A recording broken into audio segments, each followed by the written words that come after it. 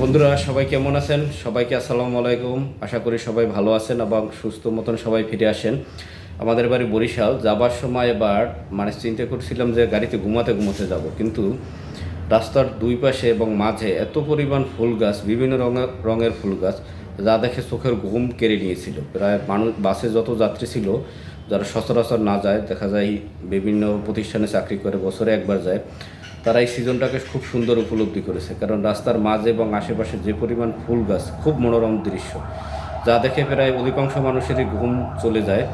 আমারও ওই অবস্থা হয়েছিল, কিন্তু খুবই ভালো লেগেছিল রাস্তার দুই পাশে এবং মাঝের ফুল গাছগুলো দেখে।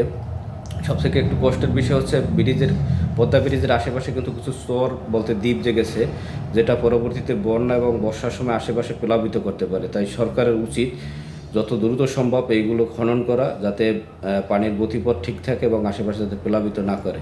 সবাইকে আসসালামু আলাইকুম।